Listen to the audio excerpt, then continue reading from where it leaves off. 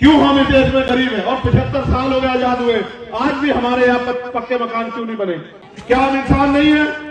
क्या हम जानवर हैं जो जुल्म जाति गरीबी बेबसी में जीते रहेंगे? जो आज सत्ता में बैठे वो जानते हैं कि इन्हीं लोगों से लेबर का काम करवाना, मेहनत मजदूरी करवानी अपने खेतों में, अपने जो है फैक्ट्रियों में, अपनी कंपनियों में, वो इस बात को जानते हैं। आज मुझे गर्व है कि मैं बाबा साहब अम्बेडकर की संतान हूं। वो बाबा साहब अम्बेडकर जिन्होंने इस देश की हर महिला को सम्मान से जीने का और तरक्की करने का अधिकार दिया। इस देश में हम लोग जुल्म जाति सह रहे हैं क्योंकि हम जिनको वोट देते हैं वो वोट देके घर में बैठ जाते हैं और ये सरकार हमारे अधिकारों को छीन के खत्म कर रही है। 3 महीने से हम लोग दिल्ली में आंदोलन चला रहे हैं ईवीएम के खिलाफ और हम सुप्रीम कोर्ट में भी लड़ रहे हैं और हमने सुप्रीम कोर्ट से कहा है कि हम चुनाव बैलेट पेपर से चाहते हैं, चुनाव बैलेट पेपर से हो। इसी देश में हाथरस जैसी घटना भी देखी जब हमारी एक बहन को जुल्म जाति का शिकार होना पड़ा, उसको मारपीट करके, उसको अपमानित करके, उसकी जीभ काट ली, उसकी गले की हड्डी तोड़ दी और उसका अस्पताल में इलाज भी नहीं करा रहे थे। मैंने अपने साथियों के साथ उस बहन को न्याय दिलाने की ठानी। जब मैं उसको न्याय दिलाने के लिए गया तो सरकार के लोगों ने पुलिस को आदेश किया कि इसको बंद कर लो। उन्होंने मुझे उठा के बंद कर दिया और उस बहन को रात के अंधेरे में पूरे भारत और दुनिया ने देखा किस तरह कचरे की तरह उस बहन को पेट्रोल डाल के जला दिया गया। उसके माँ बाप तड़पते रहे। फिर मैं जब अगले दिन वापस लौटा, फिर मैं लड़ने के लिए गया और कोई मसला हो, चाहे दिल्ली में गुरु घर टूटा हो, चाहे शिक्षक भर्ती का मामला हो, चाहे औरैया में एक व्यक्ति के, एक बच्चे के पिताजी को मार दिया हो, कहीं कोई जुल्म हुआ, किसी बहन बेटी का अपमान हुआ, मैंने सभी की जाके लड़ाई लड़ी। कभी मैंने ये नहीं सोचा कि जब मैं लड़ाई लड़ूंगा उसका क्या होगा। आपको शायद जानकारी ना हो, मैं आपको बताना चाहता हूं, जब आप किसी के खिलाफ लड़ाई लड़ते हैं तो जो लोग आपकी वजह से जेल जाते हैं वो उनके मन में गुस्सा पैदा होता है कि भाई सरकार भी हमारी, ताकत भी हमारे पास, पैसा भी हमारे पास, लेकिन इस व्यक्ति की वजह से हम लोग जेल जाते हैं, इसका क्या करें। तो वो झूठे मुकदमे लगाते हैं मेरे ऊपर, मुझे जेल डाल देते हैं। 2 बार तिहाड़ भी मैं काट के आया, फिर भी मैं उनसे नहीं डरा। बाकी नेता सीबीआई, इनकम टैक्स के नोटिस से डर जाते हैं, मुकदमे जेल से डर जाते हैं। जब मैं उनसे नहीं डरता तो उन्होंने मेरे ऊपर गोली चलाई। और आपको याद होगा अभी 6 महीने भी नहीं बीते, 28 अगस्त को 4 गोली उन्होंने मेरी गाड़ी में चलाई। एक गोली मेरे बदन को छू के निकल गई और दूसरी गोली मेरी पीठ को चीरते हुए निकल गई। 2 गोली मेरे सर के ऊपर से गई। अभी भी मेरी गाड़ी यहाँ खड़ी है। आप अगर देखोगे तो आपको अचरज होगा कि आदमी बच कैसे गया। अगर 1 इंच गोली दिल को जाती तो मेरा पेट फाड़ के वो गोली निकल जाती। लेकिन मेरे ऊपर मेरी माँ बहनों का और मेरे सतगुरु महाराज का इतना आशीर्वाद, इतना प्यार है, मेरे भाइयों का, बुजुर्गों का इतना प्यार है कि अभी मुझे मौत भी जो है वो मेरा कुछ भी नहीं बिगाड़ सकती। इस बात को भी मैं जान गया हूँ कि अभी सतगुरु महाराज ने जिस काम के लिए मुझे भेजा है वो काम पूरा नहीं हुआ है। जब तक इस देश में गरीबों, कमजोरों, किसानों, मजदूरों, दलितों, पिछड़ों, मुसलमानों, आदिवासियों और हर बहन बेटी की जिंदगी में खुशहाली नहीं आती, तब तक चंद से कहीं आने वाला नहीं है। दुश्मन अपनी लाख कोशिशें करेगा, दुश्मन सारे षड्यंत्र करेगा। आप ये बता मेरी माँ बहनों, मैं आपसे पूछना चाहता हूँ, क्या हमारी जिंदगी में किसी भगवान ने गरीबी लिखी है? क्यों हम इस देश में गरीब हैं और 75 साल हो गए आजाद हुए, आज भी हमारे यहाँ पक्के मकान क्यों नहीं बने? आज भी हमारे मकानों पर प्लास्टर क्यों नहीं है? आज भी हमारे मकानों पेंट क्यों नहीं है? आज भी हमें 2 टाइम की रोटी खींच के क्यों मिलती है? हम भी 8-8 घंटे मेहनत मजदूरी करते हैं, हम भी टैक्स देते हैं, फिर सरकार हमारे बारे में क्यों नहीं सोचती? क्या हम इंसान नहीं है? क्या हम जानवर हैं जो जुल्म जाति गरीबी बेबसी में जीते रहेंगे? क्या हमारे सपने नहीं है? क्या हम इस देश में खुशहाली से नहीं जी सकते? तो मैं महसूस करता हूं कि इन्होंने कभी चाहा ही नहीं कि हम खुशहाली से जी लें। जो आज सत्ता में बैठे वो जानते हैं कि इन्हीं लोगों से लेबर का काम करवाना, मेहनत मजदूरी करवानी अपने खेतों में, अपने जो है फैक्ट्रियों में, अपनी कंपनियों में, वो इस बात को जानते हैं। आप महसूस करो, आजादी से पहले हजारों साल हम इस देश में जुल्म जाति सहते रहे, किसी ने हमारे आंसू नहीं पूछे, किसी ने हमारी आवाज नहीं उठाई। फिर बाबा साहब अम्बेडकर ने इस तकलीफ को महसूस किया और फिर बाबा साहब अम्बेडकर पढ़ लिख के चाहते तो दुनिया में ऐसा आराम की जिंदगी जी सकते थे। उन्होंने अपनी जान को दांव पे लगा के अपने 4 बच्चों को कुर्बानी देके हमें हमारे पैरों पे खड़ा किया। आज मुझे गर्व है कि मैं बाबा साहब अम्बेडकर की संतान हूं। वो बाबा साहब अम्बेडकर जिन्होंने इस देश की हर महिला को सम्मान से जीने का और तरक्की करने का अधिकार दिया। उन बाबा साहब अम्बेडकर की जिन्होंने एक महिला को ग्राम पंचायत की मेंबर से लेके राष्ट्रपति बनने का अधिकार दिया, जिन महिलाओं को पैरों की जूती समझा जाता था, अछूत माना जाता था, उन महिलाओं को अगर डॉक्टर, इंजीनियर, IAS, IPS बनने का अधिकार दिया तो बाबा साहब अम्बेडकर के संविधान ने दिया। ये उन बाबा साहब अम्बेडकर की औलाद है। लेकिन आप महसूस करो, जो अधिकार बाबा साहब अम्बेडकर हमें देंगे तो वो तो छिन रहे हैं, दिन प्रतिदिन छिन रहे हैं। ये भी नहीं पता कल कोई हमारे खिलाफ ऐसा कानून न बन जाए कि वो कानून हमारे वोट का अधिकार ही हमसे छीन ले, कोई ऐसा कानून न बन जाए कि हमसे पढ़ने का अधिकार छीन लिया जाए, कोई ऐसा कानून न बन जाए कि हमसे रोजगार करने का अधिकार न छीन लिया जाए। महसूस करो, ये लोकतंत्र है। लोकतंत्र कहते हैं जनता द्वारा जनता का शासन। लेकिन आप ये मुझे बताओ, क्या जनता का शासन है? जनता का शासन है क्या? आप मुझे बताओ। आज अगर किसानों के खिलाफ कानून बनते हैं तो किसानों की बिना मर्जी के बनते हैं। आज ड्राइवरों के खिलाफ कानून बनते हैं तो ड्राइवरों से पूछा नहीं जाता। आज अगर GST लागू होती है तो व्यापारियों से पूछा नहीं जाता। आज सरकार स्कूल बंद कर रही है, प्राइवेट स्कूल, तो गरीबों से नहीं पूछ रही कि उनके बच्चे कहां पढ़ेंगे। बड़े बड़े प्राइवेट हॉस्पिटल बन रहे हैं, उन हॉस्पिटलों में गरीब घुस भी नहीं सकते, उनका पर्चा भी 500 रुपए का है। हमारे घर की दैनिक वेतन, हमारे घर का दैनिक वेतन भी, एक दिन का वेतन भी 500 रुपए नहीं है। तो हम इस देश में कैसे जिएंगे? पहले हम लोग मेहनत मजदूरी कर लेते थे, मेहनत मजदूरी करते तो हमारे घर में रोटी रोजगार आ जाता था। आप महसूस करो, आगे तो मेहनत मजदूरी भी नहीं है, क्योंकि अब तो 10 आदमियों काम एक मशीन 1 घंटे में कर देती है, जो 10 आदमी मिलकर 10 दिन में करते थे। आगे तो मेहनत मजदूरी भी नहीं है। जो पढ़े लिखे लोग नहीं है वो इस देश में क्या करेंगे, और जो पढ़े लिखे हैं वही क्या करेंगे? अब तो सारे सरकार सिस्टम को बेच के प्राइवेट इंडस्ट्री खड़ी की जा रही है। प्राइवेट में आरक्षण की व्यवस्था नहीं है और देश में छुआछूत भेदभाव लागू है। तो आप ये मुझे बताओ, पाल का, प्रजापति का, कश्यप का, सैन का, सैनी का, विश्वकर्मा का, मल्ला का, कुशवाहा का, मौर्य का, साके का, जाट का, गुजर का, चमार का, वाल्मीकि का, पारसी का, धोबी का, कोरी का, खटी का बच्चा नौकरी कहां से करेगा? नौकरी नहीं करेगा, रोजगार नहीं करेगा, उसके घर में पैसे कहां से आएंगे? और पैसे नहीं होंगे तो बताओ वो इस देश में सुख सुविधा कहां से प्राप्त करें? सारे रास्ते तो एजुकेशन से खुलते हैं, सारे रास्ते एजुकेशन से खुलते हैं। और शिक्षा को इन्होंने बाजारीकरण करके बड़े बड़े प्राइवेट स्कूल खोल के गरीबों के बच्चों के पढ़ने के रास्ते बंद कर दिए। आज हमारी जो माएं बहनें बैठी हैं, आप ये बताओ, ये जो सरकार केंद्र में बैठी है, स्टेट में, ये कहती है कि हम राशन दे रहे हैं।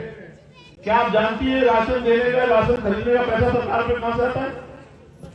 जानती है? जान लो। अगर नहीं जानोगी तो आपको लगेगा कि वो तो हम पे एहसान कर रहे हैं। आप अगर 1 रुपए का सामान बाजार से खरीदते हैं तो उस पर 28% टैक्स लगता है।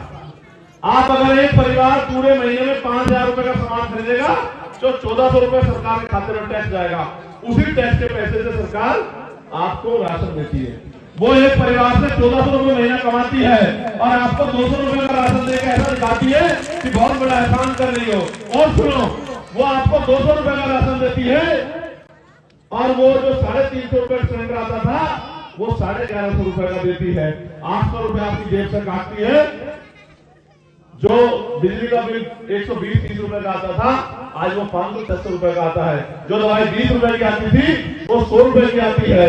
और आप महंगाई बेरोजगारी को देखो, जो सब्जी जाति किसानों के घर से 20 रुपए की है वो मार्केट में बिकती 80 रुपए की है। आप ये सोचो कि सरकार हमसे इतना पैसा लेती है और हमें देती क्या है? कितने इनके लिए स्कूल, कितने कॉलेज, कितने हॉस्पिटल, कितने रोजगार के साधन, कितनी जमीन की व्यवस्था क्या करती है सरकार? एक तरफ सरकार 14 लाख करोड़ रुपए पूंजीपतियों को माफ करती है, वहीं 2000 रुपए के बिल पे आपका करेक्शन काट देती है। वही जो है आपको 10,000 रुपए का लोन नहीं देगी, वही 1 लाख करोड़ रुपए का लोन देती है सरकार। किसानों को फसल के दाम नहीं देती। 10,000 रुपए किसान पे बकाया हो, उसकी जमीन को जो है एक्वायर करने चली जाती है, उसकी जमीन की नीलामी करने लग जाती है। ये सरकार किसकी है? अभी तुम नादान हो, तुम्हें नहीं पता। ये सरकार चाहती तुम तसला उठाओ, मेहनत मजदूरी करो, इनके जूते उठाओ, इनके तसले उठा के सर पर रखो और खेतों में काम करते हुए सरकार ये चाहती है। तुम अभी छोटे हो, तुम्हें नहीं पता। ये जो पढ़े लिखे नौजवान है, भाई पुलिस की भर्ती दी थी आप लोगों ने? कितने बच्चे जिन्होंने पुलिस की भर्ती दी थी? 48 लाख बच्चों ने फार्म भरा। 200 करोड़ रुपए सरकार ने जेब में छीन के रख लिए और 2 रुपए आपको नहीं दिए। पेपर लीक करा के इन सबके भविष्य के साथ खिलवाड़ कर दिया। 69,000 शिक्षक भर्ती आई, टीचरों की 20,000 पदों पे घोटाला करके 20,000 पांच प्रजापति कश्यप सैनी मूल्य सामने कुशवाहा सेन और चमार गांधी के पास धोबी कोरी खरीद के बच्चे कुर्सी में बैठते, उनकी नौकरी छीन ली। 6,800 नौकरियां मैंने लड़ के 4 दिन लखनऊ में आंदोलन करके दिलाने का काम किया। खुली छत, बिना छत के फर्श पे लेट के 4 दिन आंदोलन किया। एक बड़ी रैली की, सरकार को मजबूर किया और 6,800 बच्चों को नौकरी दिलाने का काम किया। और जब उन बच्चों को नौकरी मिल गई तो इन सरकार के गुंडों ने, जो नहीं चाहते दलित पिछड़ों के बच्चे कुर्सी बैठ जाए, इन्होंने कोर्ट से उसको स्टे लगवा दिया। इस देश में हम लोग जुल्म जाति से रहे हैं, क्योंकि हम जिनको वोट देते हैं वो वोट देके घर में बैठ जाते हैं और ये सरकार हमारे अधिकारों को छीन के खत्म कर रही है। बाबा साहब अम्बेडकर ने कहा था, राजनीति में हिस्सेदारी नहीं करोगे तो सबसे बड़ा नुकसान ये होगा कि अयोग्य लोग आप पे शासन करेंगे। आज ये बताओ, कोई नेता 5 साल में वोट लेकर आपके घर गाँव में पलट के देखता है? जिसको पिछली बार वोट देकर एमपी बनाया, कभी आप पलट के? आपके बराबर में हरिद्वार, कितने किलोमीटर है यहाँ से हरिद्वार? कितने किलोमीटर? 38-40 किलोमीटर समझो। वहां एक जगह है रोशनाबाद। कौन सी जगह है? रोशनाबाद में लगा इंडस्ट्रियल एरिया। आपके गांव के, आपके क्षेत्र के बच्चे भी जाके वहां नौकरी रोजगार करते होंगे। आप ये बताओ, जब तक आपका नेता पार्लियामेंट में जाके नहीं बोलेगा कि हमारे यहाँ बेरोजगारी दर इतनी बढ़ी हुई है कि 2 लाख नौजवान बेरोजगार घूम रहे, तो इंडस्ट्रियल एरिया यहाँ क्यों लगाएगी सरकार? आप मुझे बताओ। जब वो जाके नेता बोलेगा कि उन 2 लाख लोगों को नौकरी रोजगार चाहिए, मैं उनकी आवाज बन के आया, उन्होंने मुझे वोट दिया, तब जाके यहाँ इंडस्ट्रियल एरिया लगेगा, तब जाके आपके बच्चों को रोजगार मिलेगा, आपकी जमीन की कीमत बढ़ेगी, आपको और तमाम तरह के अवसर पैदा होंगे। जब आपका नेता यहाँ पे जाके चुन के बोलेगा कि यहाँ भी एम्स जैसा हॉस्पिटल होना चाहिए कि गरीब लोगों को अपने बच्चों का आसानी से इलाज कराने का मौका मिले और अच्छा से अच्छा इलाज मिल जाए, तब जाके यहाँ जैसी सुविधाएं आएंगी। जब आपका नेता जाके बोलेगा कि हाँ पहली लिखी बहनें बेरोजगार घूम रही है, उनके लिए कुटीर उद्योग लगाओ, लघु उद्योग लगाओ, घर पे उनका 10,000 रुपए का रोजगार दो, तब जाके रोजगार आएगा। इसके अलावा कोई रास्ता नहीं। जब तक रोजगार नहीं आएगा, आपकी जेब में पैसे नहीं होंगे, तो भाई आपके घरों में खुशहाली कहां से आएगी?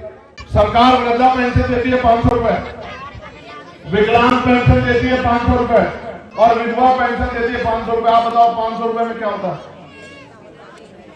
1 लीटर पानी की बोतल अगर आप खरीद लोगे पीने के लिए साफ पानी, तो वो 20 रुपए की आती है। सरकार गरीबों के साथ मजाक कर रही है। मैं पूछना चाहता हूं मेरी मामले से, जब यहाँ नेताओं को अच्छी पेंशन मिलती है, तनख्वाह मिलती है, अधिकारियों को मिलती है, तो क्यों आपको 5,000 रुपए पेंशन क्यों देती सरकार? जब सरकार को आप पढ़ने के लिए आपके माँ बाप ने पेट काट के पढ़ा लिखा लिया, तो सरकार आपको बेरोजगारी भत्ता क्यों देती है जब नौकरी दे पा रही है? आप बताओ, सरकार आपको जो है उद्योग के लिए पैसा क्यों नहीं देती लोन पे? जब वो अडानी अंबानी को लोन देती है, आपको लोन क्यों देती? इसका मतलब ये सरकार आपकी नहीं। और जब तक आप अपनी सरकार नहीं बनाओगे, तब तक आपकी जिंदगी नहीं बदलेगी। लोकतंत्र में वोट के अलावा कोई तरीका नहीं है अपने साथ हुए जुल्म और अपने अधिकारों की रक्षा का और जुल्म को जवाब देने का। एक ही तरीका है कि आप वोट की ताकत से जवाब दे सकते हो। जब आप अपने वोट का सही प्रयोग करोगे, तभी आपकी जिंदगी बदलेगी। मैं आपसे, क्योंकि मुझे जाना है, और 2 बच्चे जो मेरे छोटे भाई थे वो इस दुनिया में नहीं रहे, मुझे उनकी माँ, उनके पिताजी के आंसू पूछने हैं। मेरे लिए राजनीति सिर्फ चुनाव नहीं है, मेरे लिए उनके दुख में खड़ा होना भी राजनीति है। मैं परिवारों के पास जाऊंगा। मैं आपसे अपील करके पूछना चाहता हूं, क्या आप इस लड़ाई में मेरी मदद कराओगे? दोनों हाथ उठा के बताओ जो लोग मदद कराएंगे। 1 मिनट हाथ नीचे कर लो। आपको एक खतरा महसूस होगा कि भाई हम वोट तो देंगे चंद्रशेखर को, लेकिन मशीन से वोट चला जाएगा किसी और को। पिछले दानी साहब हमारे नेता यहाँ खड़े हैं, पिछले 3 महीने से हम लोग दिल्ली में आंदोलन चला रहे हैं ईवीएम के खिलाफ, और हम सुप्रीम कोर्ट में भी लड़ रहे हैं। और हमने सुप्रीम कोर्ट से कहा है कि हम चुनाव बैलेट पेपर से चाहते हैं, चुनाव बैलेट पेपर से हो, ठीक है? और उन्होंने कहा अगर सुप्रीम कोर्ट ये कहती चुनाव जो कह रहा है कि बहुत कम समय बचा है, तो हमने उनसे कहा है कि ठीक है ईवीएम से करा दो, लेकिन जो वीवीपैट से जो पर्ची निकलती है जिस पर्ची को हम देखते हैं कि वोट किसको गया, वो पर्ची मशीन में नहीं गिरनी चाहिए, वो पर्ची हमारे हाथ में आनी चाहिए। उसका कुछ नहीं करना, मतलब ढक्कन हटाना है, वो पर्ची हमारे हाथ में आ जाए और हम ये देख लें वोट जिसको दिया उसको गया नहीं गया। उसी पर्ची को हम बॉक्स में जमा कर दें। और हमने कहा कि जब हम 5 साल इंतजार करते हैं वोट डालकर, वोट देने के बाद, और चुनाव भी 1.5 महीने में होते हैं, तो हम 2 दिन और इंतजार कर लेंगे। पर्ची से हमारी गिनती होनी चाहिए। आप चिंता मत करो, आपकी वोट की चोरी नहीं होगी, इस बात की गारंटी चंद्रशेखर आजाद आपको दे रहा है। ठीक है, मैं आपको पूरी जिम्मेदारी से कह रहा हूं, 10 साल दिया, अगर 10 साल, तो किसी गरीब का हाथ नहीं फैलेगा किसी के आगे। मेरी बात को आप याद रखना, बहुत अच्छी तरह बता रहा हूं। देखो, आपने देखा होगा कि इंद्र मेघवाल को मटकी छूने पे पीट के मार दिया। आपने देखी थी वीडियो? आपने देखा जितेंद्र मेघवाल को मूछे रखने पे मार दिया। आपने देखा आज भी हजारों लोगों को घोड़ी पे बैठने के लिए अपमानित किया जाता, आज भी लोगों को पकड़ के पीट के मारा जाता। इस जुल्म को, क्या हम इस जुल्म को सहने के लिए बने? क्या हम अपनी बहन बेटियों की रक्षा करना नहीं जानते? इस देश में जो जुल्म हो रहा है वो हमारी कमजोरी की वजह से हो रहा है। इसलिए मैं आपसे अपील करूंगा, इसको उठा लेना। हमारा चुनाव निशान बताओ क्या है? आपको बताना निशान है।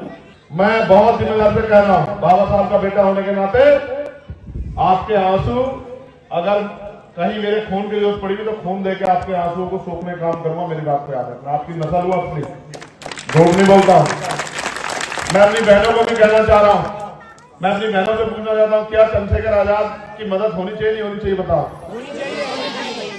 ऐसा तो नहीं है अमीरों के आगे भूल जाओगी? देखो, तुम मुझे भाव कर रही हो, ऐसा मत करो। भूल लेकर नहीं, हम तेरी शादी करें तो जहाँ कहना हम वो खड़े, हम तेरी शादी करने को तैयार हैं। जब तक हमारी साथ जहाँ भी तुम कहेंगे, जहाँ भी तुम कहेंगे वहीं जाओगे। हमारे मदद करेंगे पूरी। देखो, मैं सब कुछ देख सकता हूँ। बड़े भैया आंखों में आंसू नहीं देख, हाथ मिलाने दे यार। बड़े देखो, मेरी एक बात सुनो। वैसे तो मैं बहुत पत्थर दिल आदमी हूँ, लेकिन मैं अपनी माँ के आंखों में आंसू नहीं देख सकता। नेशनल दस्तक की आपसे गुजारिश है कि अगर इसको बचाना चाहते हैं तो नेशनल दस्तक को सब्सक्राइब करने के लिए रेड कलर के सब्सक्राइब बटन को दबाएं, फिर बेल आइकन की घंटी दबाएं। नेशनल दस्तक को बचाने के लिए बहुत जरूरी है कि हर खबर को शेयर करें, लाइक करें, कमेंट जरूर करें।